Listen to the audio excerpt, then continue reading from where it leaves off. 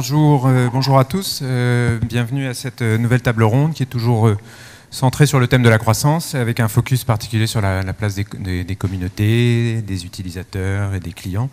Nous avons 4 intervenants de choix à qui je vais d'abord poser, de façon à ce qu'ils se présentent, une question très simple en quelques mots. Comment est-ce que chacun de vous définit son rôle au sein de sa société, de vos sociétés respectives? On va commencer dans l'ordre alphabétique par Olivier Grémillon. Bonjour, donc je travaille pour Airbnb et si j'avais à définir en 2 mots un peu ce que je fais, ce qu'on fait tous dans une filiale comme celle française, on est un peu géo et animateur. Je pourrais en dire plus tout à l'heure. Christophe Leblanc, pour respecter l'ordre. Oui, bonjour. Donc moi je suis le directeur des relations institutionnelles de Solocal Group, qui depuis le 13 février dernier, comme vous le savez, est le nouveau nom de Page Jaune. Et je m'occupe, avec l'ensemble de mes collègues, d'installer un peu notre groupe dans l'écosystème numérique comme un des champions des usages numériques, ce qu'on va essayer de développer tout à l'heure. Alors, Frédéric Mazella.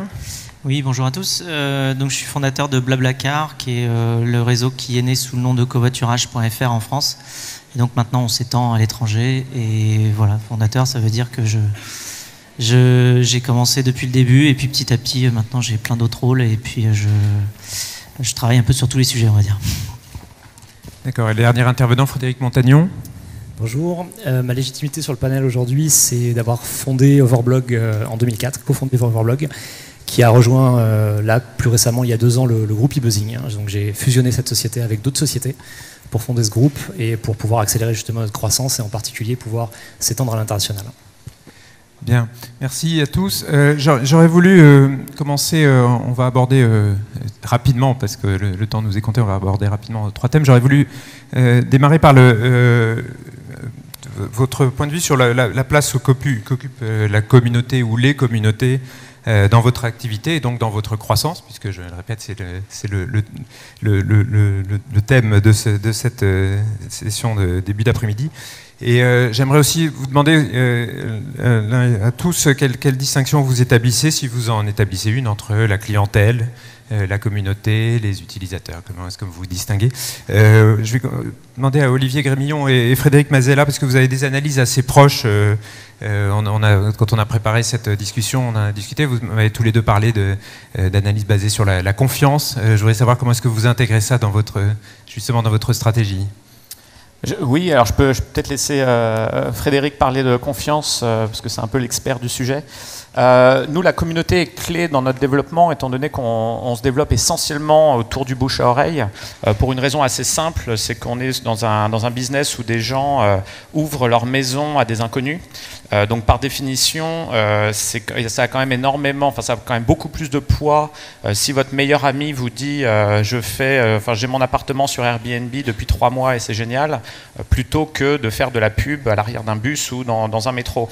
Donc nous, tout ce qui est bouche à oreille et animation de la communauté est clé, et c'est pour ça que c'est une des grosses focalisations pour nous en termes de temps qu'on passe et de ressources qu'on met. C'est-à-dire par exemple, ces jours-ci, on fait une dizaine de meet-up, comme on les appelle à Paris, pour rencontrer notre communauté parisienne, parce qu'ils ont beaucoup de questions à nous poser. Ils ont aussi énormément de questions à se poser entre eux, et des utilisateurs contents, des propriétaires contents, ça fait qu'ils en parlent autour d'eux, et ça fait croître comme ça la plateforme et le nombre d'utilisateurs. Donc c'est vrai qu'on passe énormément de temps avec notre communauté, à la rencontrer, à les écouter, à faire évoluer le produit pour qu'ils soient contents, pour qu'ils en parlent et puis pour que le service continue à évoluer. On va revenir un peu tout à l'heure sur l'écoute justement qu'il faut développer. Frédéric Mazella, la confiance, c'est quelque chose qui est très fort, d'abord autour du concept de covoiturage, et puis c'est des choses que vous avez développées. Vous avez même inventé un personnage, vous m'avez dit. Oui, alors bon, en fait, pourquoi est-ce qu'on s'intéresse beaucoup au sujet de la confiance dans la communauté de covoiturage? C'est que un peu comme sur Airbnb, on va ouvrir sa porte à un inconnu, sur Blablacar, on ouvre sa portière à un inconnu, et donc c'est la même problématique, c'est-à-dire qu'on va devoir interagir avec quelqu'un qu'on n'a pas rencontré avant. Et donc quand on a lancé le concept, au début, très souvent, les gens disaient « oui, mais alors je ne sais pas avec qui je pars ». Et donc ça, on s'est dit qu'on voulait plus jamais l'entendre. Et donc on a véritablement développé tout un tas d'outils qui permettent de savoir avec qui on part à l'avance. Donc on a des profils bien renseignés avec des photos, des mini-bios, des avis. Donc les avis sont très très importants parce que les avis entre les membres permettent justement de savoir que voilà, quand Thierry a 14 avis positifs de 14 passagers qui ont réagi avec lui, eh bien ça donne un degré de confiance supplémentaire. On a aussi les préférences. Donc là on indique si on accepte ou non les animaux, si on écoute ou non de la musique, si on fume ou pas en voiture parce que c'est important. On indique si on parle beaucoup ou pas aussi. Donc ça c'est le côté très social. D'ailleurs c'est pour ça qu'on a changé de nom récemment pour se rapprocher du côté social, puisque dans Blablacar en fait ça vient justement du fait que sur les profils, quand on s'inscrit on choisit si on est plutôt blabla ou plutôt blablabla, ce qui dit exactement si on parle beaucoup ou pas et la nature du trajet qu'on va passer. Et votre profil c'est quoi vous? Moi je suis blablabla moi. Peut-être blablabla mais on n'a pas mis l'option encore.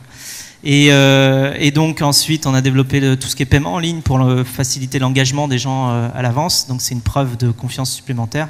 Et puis on relie aussi les profils aux autres profils Facebook, LinkedIn et toutes ces choses là pour justement inclure les profils dans le réseau social complet, ce qui augmente encore le degré de confiance. Et donc par rapport à ça, on avait créé l'année dernière un super héros, donc on avait très bien nommé Trustman, puisque il fallait que ça finisse en man comme tous les super-héros, et puis comme il portait sur le trust, donc on l'appelait Trustman. Et puis là cette année, notamment au web, on a présenté un nouveau framework de la confiance, de la construction de la confiance sur les réseaux peer-to-peer, qui s'appelle Dreams, dont les 6 lettres en fait forment les 6 piliers de la confiance telle qu'on peut la construire dans un réseau de peer-to-peer. Donc je vais aller rapidement, mais les 6 piliers, c'est D pour declared, donc ça c'est l'information à laquelle tous les gens doivent avoir accès sur un réseau peer-to-peer pour pouvoir construire de la confiance. Donc ça va être de l'information qui est declared.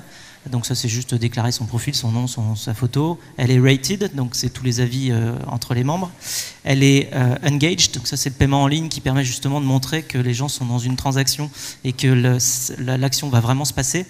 Elle est active, donc c'est le A de Dreams, qui en fait veut simplement dire que le profil que vous avez en face, il est vivant. Vous voyez qu'il fait 99% de réponses, qu'il était logué il y a 1h12. Enfin bon, vous avez vraiment l'impression que cette personne-là est présente et vivante, et donc ça augmente la confiance. Il y a le M pour moderated, qui est tout le rôle de la plateforme de tiers de confiance qu'on représente, à la fois vérifier les contenus, mais aussi vérifier les numéros de téléphone, les emails, les comptes en banque. Et le S pour social, que j'ai expliqué un peu tout à l'heure, qui consiste à relier les profils dans l'univers de tous les réseaux sociaux existants déjà. D'accord. Olivier, je reviens sur la confiance. C'est une donnée essentielle quand on loue son logement. C'est quelque chose que vous travaillez, que vous mesurez? Oui, alors on a des profils assez similaires avec Blablacar, bien sûr, sur le type de fonctionnalité, sur ces critères Dreams que Frédéric vient de mentionner. Nous, quelque chose qui est très important en plus, c'est aussi la garantie. On garantit à nos propriétaires que si quelque chose se passe dans leur appartement, on les rembourse à hauteur de 700 000 €. Alors ce qui est intéressant avec cette garantie, c'est que nous, ça ne nous coûte pas grand-chose, étant donné qu'il ne se passe pratiquement jamais rien, mais quand on veut ouvrir sa maison à des inconnus, c'est une réassurance supplémentaire qui permet à beaucoup de gens de franchir le pas. Et c'est vrai que tout ce qu'on peut faire pour faire en sorte que les gens soient rassurés en se disant ok, tout va bien se passer, au final c'est assez utile. Le point principal étant, alors il y a le paiement différé qui est très important, puisque ça permet de faire en sorte que la plateforme marche d'elle-même.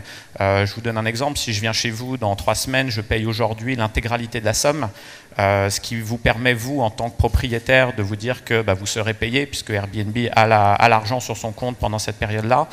Moi, en tant que voyageur, je sais que si j'arrive dans le lieu que j'ai loué et que vous m'avez vendu un château, alors qu'en fait j'arrive dans la cabane au fond du jardin, j'ai 24 heures pour appeler le service client d'Airbnb et le propriétaire ne sera jamais payé. Ce qui fait qu'il y a un système qui permet que tout se régule par soi-même, les propriétaires ayant aucun intérêt à mentir ou à embellir un petit peu la réalité, étant donné qu'ils ne verront jamais la couleur de l'argent. Donc ça, c'est vrai que c'est essentiel, les commentaires étant la deuxième ou la troisième fonctionnalité la plus importante qui assure que tout se passe bien dans une transaction et dans un voyage. Merci Frédéric Montagnon, cette fois. Quand on a parlé de communauté, des problématiques de communauté, vous m'avez dit que vous aviez une approche assez chiffrée, analytique de cette dimension. Oui, alors comme on parle de croissance, comme le sujet c'est la croissance, pour moi il y a deux parties en fait, hein, dans la construction de ce qu'on a fait, ce que font en général les gens. D'abord, dans un premier temps, on se dit on fabrique un produit pour un certain type de gens. Donc dans une première phase, comme on n'a pas la possibilité de faire autrement, comme on n'a pas de modèle d'acquisition sur un démarrage, on va choisir des utilisateurs, on va les qualifier en fonction de ce qu'on a envie de servir, et on va construire un produit avec eux pour essayer de comprendre si on a juste ou on n'a pas juste. Moi en l'occurrence, quand on a lancé Overblog, je voulais faire un produit pour ma maman. Ma maman utilisait le Monitel à l'époque, et je voulais faire un produit qui soit hyper simple, pour essayer d'accrocher immédiatement un marché qui soit le plus large possible. J'aurais pu faire des choses beaucoup plus verticalisées, choisir des thématiques, mais enfin, la façon dont on a procédé, c'est plutôt une typologie d'utilisateurs.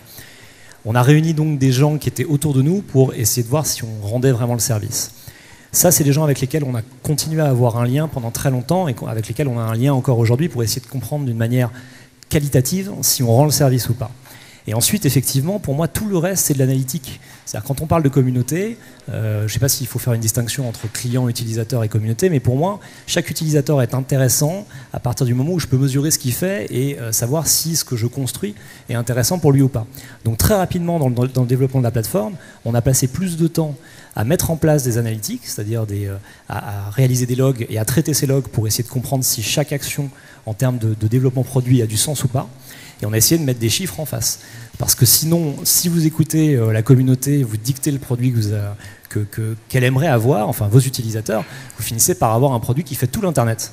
Et un produit qui fait tout l'Internet, ça ne peut pas fonctionner. Donc il faut savoir faire des choix en termes de fonctionnalité et diriger la boîte.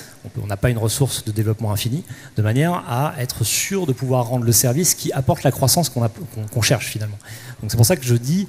Pour moi, la communauté, c'est avant tout l'analytique. Alors, je sais que c'est pas ce qu'on raconte en général et c'est pas la belle histoire qu'on donne, évidemment. Mais d'un point de vue opérationnel, dans le business de tous les jours, ce qui m'intéresse, ce sont les chiffres et voir si ce qu'on développe sert ou pas. D'accord. Christophe Leblanc, chez Solocal, il y a pas mal au-delà du changement de nom, il y a pas mal de révolutions en cours. Les communautés, les utilisateurs sont une de ces révolutions. Est-ce que vous pouvez nous décrire un peu ce panorama ? Oui, alors... sans surprise, la notion de client chez nous, c'est pas un scoop, ça existe depuis 67 ans et effectivement aujourd'hui on a 600 000 clients. Le changement concernant ces clients et l'idée à terme, c'est effectivement d'en faire des communautés, c'est de verticaliser notre offre et notre démarche commerciale. À partir de cette année, nous allons avoir 5 verticales qui vont adresser l'ensemble de notre marché parce que l'on constate que pour être plus efficace, plus pertinent en termes de promesses, eh bien, il faut avoir des approches spécifiques. Donc ces verticales, c'est le secteur public, les grands travaux de la maison, les commerces de proximité, le B2B et tout ce qui est annonce, parce que nous avons un pôle annonce significatif. Ça, c'est sous l'angle client. Maintenant, sous l'angle communauté, on s'est rendu compte que certains de nos visiteurs, et nous en avons beaucoup, nous avons autour de 20 millions de visiteurs uniques sur l'ensemble des sites du groupe, certains de nos visiteurs avaient envie d'enrichir les contenus et de contribuer à ce que ces contenus soient plus riches pour l'ensemble des utilisateurs. Donc nous avons essayé de les écouter et de répondre à leurs attentes. Et nous avons développé avec eux 2 outils qui aujourd'hui ont rencontré un certain succès. D'abord Zoomon, qui est un média local, social, sur les réseaux sociaux, sur les réseaux sociaux et sur Facebook en particulier. Quelques chiffres pour montrer que la mayonnaise a vraiment bien pris. Nous avons 1 million de fans, 38 pages sur Facebook et des communautés comme par exemple des communautés des fans de chocolat, des mamans enceintes, qui sont des communautés qui marchent extrêmement bien, à notre grande surprise, et nous sommes en train de déployer ce système sur l'ensemble de la France. Autre exemple, et ceci existe donc depuis 2011. Nous avons créé la possibilité pour les utilisateurs de nos sites de déposer des avis. Et à ce jour, le système existe lui aussi depuis 2011. Plus de 500 000 avis ont été déposés par 150 000 utilisateurs, ce qui fait que chaque utilisateur dépose en moyenne 3 à 4 avis, et ces avis donc permettent d'enrichir les contenus et de mesurer la qualité de service proposé par nos clients. Merci. J'aimerais aborder un deuxième point, c'est l'écoute et, l'écoute et le dialogue que vous avez avec tous ces, encore une fois, ces utilisateurs, ces clients, ces communautés. Frédéric Montagnon, quand on a discuté, vous me disiez que, votre sens, il ne faut pas répondre à toutes les demandes, sinon on risque de se perdre. Est-ce que vous pourriez nous expliquer un peu ? Je prolonge un peu ce que je disais tout à l'heure. On a une force de développement, elle est ce qu'elle est, on ne peut pas tout développer d'un coup. Et c'est vrai que si on écoute de manière indifférenciée tous les utilisateurs, si on essaye juste de relever les demandes, même en les classant par occurrence, c'est-à-dire combien de gens demandent tel type de fonctionnalité ou pas, il y a un moment où on finit forcément par créer une usine à gaz. Enfin, il n'y a pas d'autre mot. Donc là et pour le coup, c'est plus forcément que l'analytique, c'est aussi la vision qu'on peut avoir. Ça consiste à essayer de faire le tri, essayer de garder un cap et de créer une vraie identité sur son produit en fonction de ce qui est utilisé à un moment donné. Et nous, ça nous est arrivé encore là en juin dernier, enfin il y a pile un an, on a ressorti une version d'Overblog qui, en termes de fonctionnalité, est dégradée par rapport à ce qu'on avait développé. Tout simplement parce que notre conviction, c'est que le web et les services qu'on développe sur le web doivent être de plus en plus simples.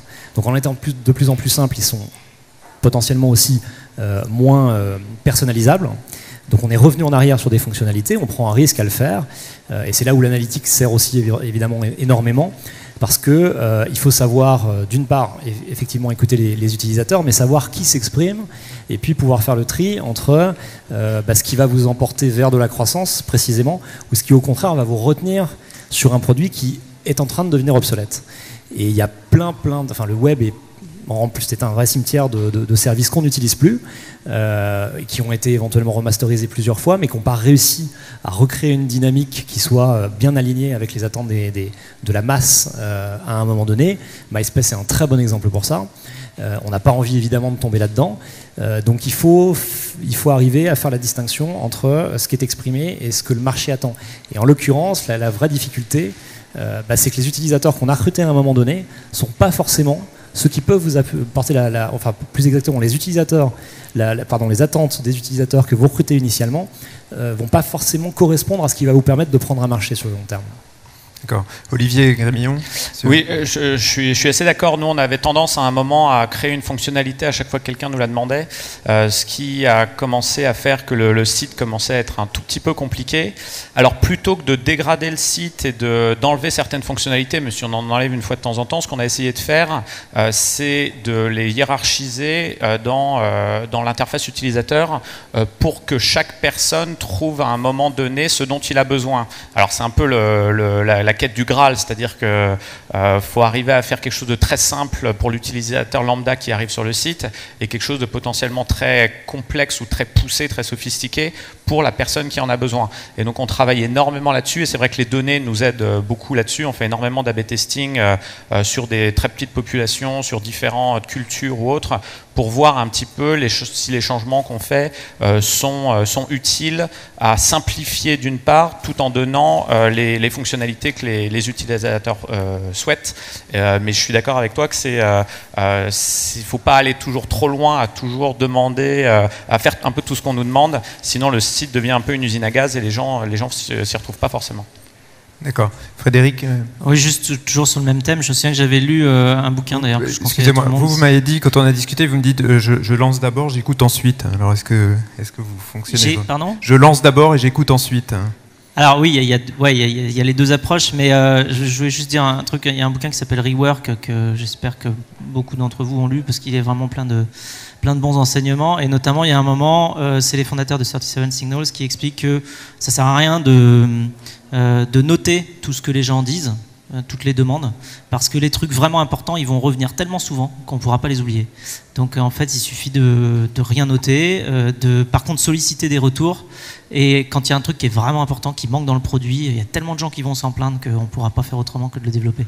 Mais il ne faut pas prendre la liste dans son ensemble. Et alors autrement, oui, l'autre approche qui consiste à dire, quand c'est trop le brouillard, justement, on ne sait pas ce que les gens veulent, on shoot, et puis après on écoute. On voit si ça marche ou si ça marche pas, quoi. Et bon, si ça revient sous forme de ça marche pas, on ajuste. Si ça marche, on ajuste aussi. De toute façon, parfois on peut juste arrêter. Mais c'est deux écoles. Par contre, ça veut dire qu'il ne faut pas mettre beaucoup d'efforts dans le développement de quelque chose de très sophistiqué. Il faut juste envoyer quelque chose qui donne le concept de la fonctionnalité qu'on a envie de développer et voir si ensuite les gens vont plutôt demander à ce que cette fonctionnalité-là soit affinée et devienne de plus en plus pertinente, efficace et complète, ou bien s'ils disent juste ce truc-là ça sert à rien, dégagez-le. Voilà. D'accord. Christophe Leblanc. Je suis assez d'accord avec ce qui vient d'être dit, c'est-à-dire qu'on essaye nous aussi d'industrialiser nos processus, et en particulier les processus d'innovation et en matière de communauté comme pour le reste, c'est-à-dire qu'on essaye d'avoir quelque chose qui puisse plaire au plus grand nombre. Après, j'illustrerai mon propos de quelques bémols qui montrent qu'on a pu corriger un certain nombre de nos dispositifs en fonction de remontées que l'on avait du terrain. Je vais revenir à un produit que nous commercialisons encore, qui est l'annuaire imprimé. Typiquement, nous distribuons encore 40 millions d'annuaires imprimés et nous avons pris la peine, parce qu'il y avait un retour important des utilisateurs, nous avons pris la peine d'appeler 4 millions sur 40 millions d'utilisateurs pour mesurer l'appétit qu'ils pouvaient avoir à recevoir ce produit et à ce que son contenu éditorial puisse éventuellement être modifié et adapté à leur profil. Et donc nous en avons extrêmement tenu compte dans l'évolution de la ligne éditoriale. Autre façon d'être à l'écoute des utilisateurs, nous avons un business center qui permet à nos clients de nous remonter des informations éditoriales. Et enfin, nous avons un site dédié qui s'appelle recevoirmesannuaires.com et qui permet à tout un chacun de faire des remarques, soit généralistes, soit plus spécifiquement liées à une communauté. Ce qui est difficile, c'est de couper. Hein. Et ça marche, c'est de couper les choses, finalement, et ça marche que comme ça. Parce que plus on a de ramifications, plus c'est des choses à maintenir et plus on s'embourbe. Et c'est vrai que c'est très compliqué d'arriver à couper des choses qu'on a mis des mois à développer, mais il n'y a que comme ça qu'on avance. Donc en termes de croissance, puisque c'était le sujet, je crois que le vrai savoir-faire, il est là, quoi. C'est quand on finit par bazarder ce qui ne marche pas, quoi. J'aimerais pour aborder la dernière partie, puisque le chronomètre tourne vite, savoir quelle est à vos yeux la prochaine étape, les prochains milestones dans vos stratégies respectives de croissance, et quelle est la place toujours des utilisateurs ou des communautés au sein de cette étape. Christophe Leblanc, vous dites que la croissance passe par l'évangélisation de vos clients, de vos utilisateurs. Qu'est-ce qu'il faut se transformer, mais il faut se transformer ses clients. Oui, exactement. C'est-à-dire qu'en fait, là, on a parlé beaucoup de stratégie d'offre. Nous, on pense qu'il faut qu'en face, à un moment, la demande soit là, soit au rendez-vous. Et ce qu'on constate tous les jours, ce que constatent nos 2200 vendeurs sur le terrain, c'est que faire basculer un environnement, un écosystème de clients qui sont des TPE et des PME du monde du papier traditionnel à un monde de plus en plus numérique est extrêmement compliqué. Et une des faiblesses ou un des retards de cet engrenage ou de ce mécanisme en France tient sans doute au fait que dans les formations, qu'elles soient initiales ou professionnelles, il y a sans doute un retard par rapport à des économies comparables à celles de la France, comme le Royaume-Uni ou l'Allemagne, en matière de sensibilisation dans les études même généralistes aux métiers, aux usages, aux enjeux du numérique, et ensuite dans un certain nombre de formations professionnelles beaucoup plus techniques. Ne parlons même pas des formations continues permettant de répondre à des problématiques extrêmement pratico-pratiques que les TPE doivent adresser, comme par exemple, je suis responsable marketing d'une TPE, mon patron me demande de faire un plan e-marketing, je ne sais pas du tout comment m'y prendre. Donc nous, on pense qu'il faut faire bouger les lignes en matière de formation pour que derrière, tous ces usages numériques se développent beaucoup plus facilement, et nous y participons très concrètement dans le cadre d'un programme gouvernemental que vous connaissez sans doute qui s'appelle Transition numérique, que nous mettons en place avec les chambres de commerce d'industrie, les chambres de métiers et les cyber-réseaux de la Caisse des dépôts et consignations, qui permet d'aller au-devant des TPE et des PME pour opérer cette bascule numérique. Mais c'est pas compliqué, c'est pas simple, c'est vraiment un combat de tous les jours. Merci Frédéric Montagnon. Votre prochaine étape, alors elle est aux États-Unis, elle est déjà aux États-Unis, mais qu'est-ce que vous avez appris déjà de ces premiers mois d'expérience là-bas? Alors ce qui est très intéressant, c'est qu'aux États-Unis, ils ont les compétences qui sont inverses des nôtres. Nous, on est très bons pour développer des technologies, des produits. Eux, ils vont être très bons pour les distribuer, les monétiser. Et ce qui m'intéresse beaucoup en ce moment, le sujet que j'étudie particulièrement en étant là-bas, et de l'intérieur, c'est la manière dont ces boîtes savent se développer, savent organiser des équipes autour de la croissance. Par exemple, vous avez, et c'est le cas chez Airbnb par exemple, puisque j'ai passé un petit peu de temps à étudier les choses, vous avez des gens qui sont dédiés, vous avez des équipes dédiées à la croissance. Donc c'est des gens qui viennent très souvent d'ailleurs du domaine de la finance, c'est assez amusant, qui se sont recyclés, qui font du data mining, qui savent justement faire du traitement du signal carrément, et qui vont arriver à ressortir des orientations qui ne tiennent absolument pas compte finalement du produit, mais qui sont juste du crunching de data, pour arriver à mettre à formuler des conseils pour l'entreprise de manière à la mettre dans la direction qui va permettre d'avoir la plus grosse croissance. Et là, c'est de l'analytique pure. Il n'y a plus de rapport au produit finalement. On a pris des chiffres, on a fait quelque chose, on a trouvé que ce qui marchait, c'était la fonction B. On ne fait plus que la fonction B. Et ça, pour ça, ils sont extrêmement forts. Et on le voit bien d'ailleurs. Hein, quand on étudie un petit peu les entreprises qui ont très bien marché, les services grand public qui ont très bien marché ces derniers temps, on a Twitter, qui n'a pas changé d'un poil. Le produit est toujours le même, le format est toujours le même. Ils auraient pu rajouter 50 fonctionnalités depuis. Instagram, c'est pareil, c'est un format photo qui est unique. On aurait pu imaginer qu'ils développent des fonctionnalités de réseaux sociaux derrière, mais pas du tout. Ils sont restés sur des choses qui sont extrêmement basiques parce qu'ils ont vu que c'était ça qui fonctionnait. Et donc ça, c'est la première chose. La deuxième chose pour nous, pour moi, je me mets dedans, c'est d'essayer de travailler beaucoup plus la manière dont on passe le message à ses propres utilisateurs, puisqu'ils sont capables de pitcher le produit à notre propre place. Parce que souvent, on a tendance à créer des taglines, à créer des explications qu'on arrive à se faire passer dans notre écosystème ou entre nous. La problématique, c'est est-ce que l'utilisateur final, lui, il est capable de répéter ce qu'on fait. Et tant qu'on n'y est pas, et c'est là-dessus qu'on travaille beaucoup en ce moment, tant qu'on n'y est pas, ça ne sert à rien. L'effet viralité, entre guillemets, qu'on attend ne peut pas arriver. D'accord. Frédéric Mazella, vous, votre prochaine étape? Alors, bon, déjà, nous, notre étape, elle est d'être véritablement une boîte internationale. C'est déjà un gros challenge, parce que réussir une expansion internationale en partant de France, c'est pas toujours gagné.